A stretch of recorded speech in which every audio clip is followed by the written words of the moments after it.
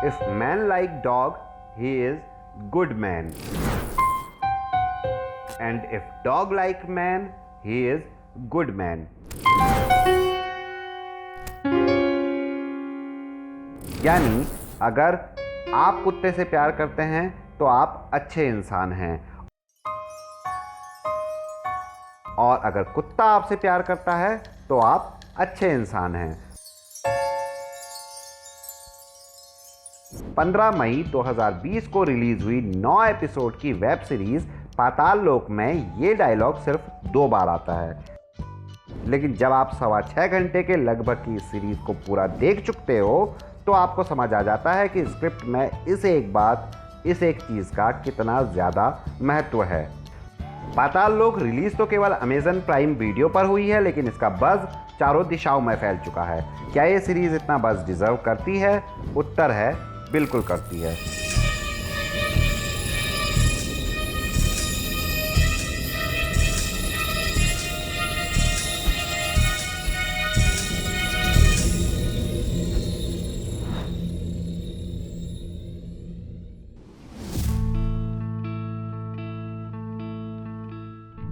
हाथीराम चौधरी दिल्ली के आउटर यमुनापार इलाके का इंस्पेक्टर है। ये इलाका कैसा है इसका अंदाज़ा इसी बात से हो जाता है कि हाथीराम इसे दिल्ली का पाताल लोक कहता है। स्वर्ग लोक तो उसके अनुसार लुटियंस दिल्ली है। सालों से पुलिस विभाग में बिना तरक्की के सड़ रहे हाथीराम को लगभग अप्रत्याशित तौर पर एक हाई प्रोफाइल केस मिल जाता है। इस केस में उसे अपने को सिद्ध करने और प्रमोशन के चांसेस दिखते हैं। केस है एक न्यूज़ एंकर संजीव मेहरा की मर्डर कंस्पिरेसी को सुलझाना। जिन 4 लोगों को इस मर्डर के प्रयास के लिए पकड़ा गया है उनके खिलाफ पर्याप्त सबूत हैं। यूं प्रथम दृष्टया ये एक ओपन एंड शट केस लगता है, इसलिए ही तो यह हाथीराम जैसे नाकारा इंस्पेक्टर को सौंपा गया है। लेकिन बात इतनी आसान होती तो हाथीराम इस सीरीज का मेन लीड ना होता। ये एक केस और 4 अपराधी हाथीराम के लिए अवसर नहीं, जी का जंजाल बन जाते हैं। दूसरा प्लॉट है न्यूज़ एंकर संजीव मेहरा का, जो अतीत में हीरो हुआ करता था, लेकिन अब उसका करियर ढलान पर है। साथ ही उसने अपने ही कंपनी के मालिक के साथ पंगा भी लिया हुआ है। तीसरी कहानी है हाथीराम चौधरी की पर्सनल लाइफ, जहां उसका बेटा सिद्धार्थ उसकी नहीं सुनता, बीवी रेनू के साथ उसकी रोज़ की खटपट है, साला उसकी बीवी को नई नई स्कीम से ठगते रहता है। चौथी, 5वीं, 6ठी और 7वीं कहानी है कथित अपराधियों का पास्ट, जो स्टोरी को कभी दिल्ली से पंजाब तो कभी चित्रकूट तक लेकर जाती है।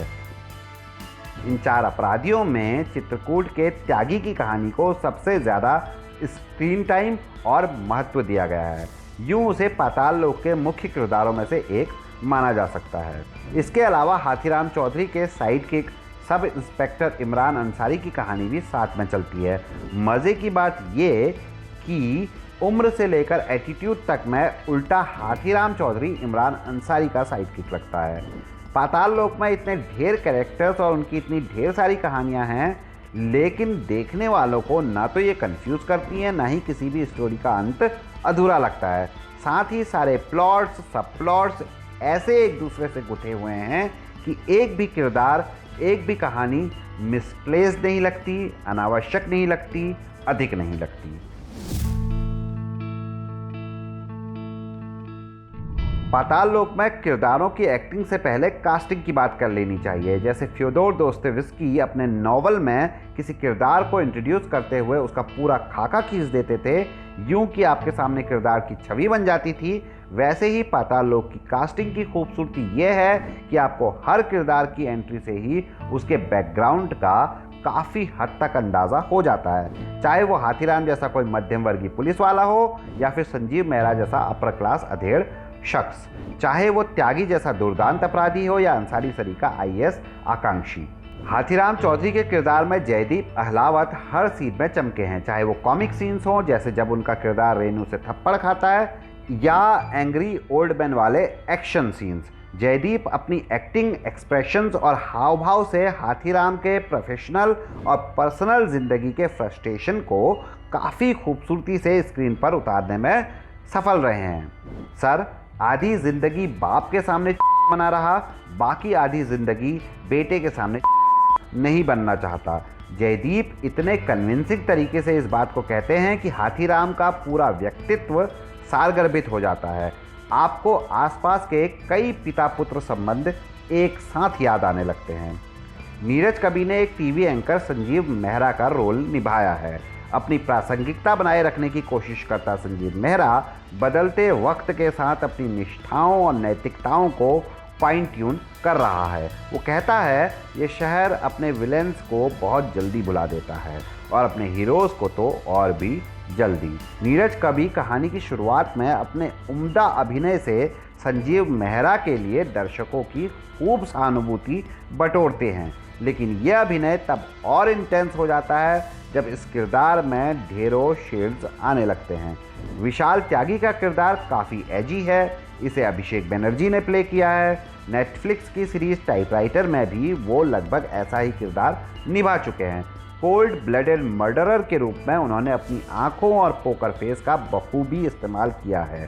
त्यागी एक पत्थरदिल क्रिमिनल है जो कुत्तों से बहुत प्यार करता है। उसका पास्ट भी उसके क्रिमिनल बन जाने का जिम्मेदार है। ऐसे किरदारों के साथ उसके कई विभत्स कृत्यों के बावजूद दर्शकों को सहानुभूति होने लगती है, जैसे वॉकिन फिनिक्स के जोकर वाले किरदार से या नेटफ्लिक्स की वेब सीरीज यू के लीड कैरेक्टर से। बंगाली सिनेमा की एक्ट्रेस स्वास्तिका मुखर्जी ने एक अपर क्लास बंगाली महिला डॉली का किरदार निभाया है। वो संजीव मेहरा की पत्नी बनी हैं। जब डॉली को अपने पति के एक्स्ट्रा मैरिटल अफेयर के बारे में पता चलता है तो वो बदला लेने के लिए उसी रास्ते पर चल पड़ती है जिस रास्ते से उसका पति गुजरा था, लेकिन आधे में ही घबराकर वापस लौट आती है। ये किरदार कितना वल्नरेबल है इसका पता सिर्फ इस एक सीन से ही नहीं, कई अन्य चीज़ों से भी चलता है, जैसे 40 की उम्र में माँ बनने की इच्छा का जागना, या एक स्ट्रीट डॉग में अपने अकेलेपन का सहारा ढूंढना, या अपने पति में पॉजिटिव ऊर्जा लाने के लिए घर में मंत्रोच्चार करवाना, या अपने पति पर हुए अटैक की खबर सुनने के बावजूद भी अपने डिप्रेशन को लेकर चिंतित रहना। हाथीराम की पत्नी रेणु का किरदार गुल पनाग ने निभाया है। उनके कुछ पक्ष अच्छे जान पड़ते हैं, जैसे किसी मध्यम वर्गीय माँ का बात बात में अंग्रेजी के टूटे फूटे शब्दों का इस्तेमाल करना। डीसीपी भगत सिंह का रोल विपिन शर्मा ने निभाया है। उन्हें आप कई बार ऐसे रोल करते हुए देख चुके हैं।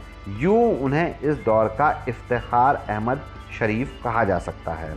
इशफाक सिंह एक मुस्लिम पुलिस इंस्पेक्टर इमरान अंसारी बने हैं। आप पूछेंगे हमने पुलिस इंस्पेक्टर के साथ मुस्लिम क्यों स्पेसिफाई किया, तो वो इसलिए क्योंकि यहाँ इशफाक सिंह का किरदार समाज के एक पूरे तबके को रिप्रेजेंट करता है। उसके धर्म को ठीक उसी तरह रेखांकित किया गया है जैसे विदेशी फिल्मों में अक्सर अफ्रीकन अमेरिकन किरदारों के नस्लीय पक्ष को किया जाता है। इशफाक अपने अभिनय से इमरान अंसारी के किरदार के सभी पक्षों को उकेरने में सफल रहते हैं।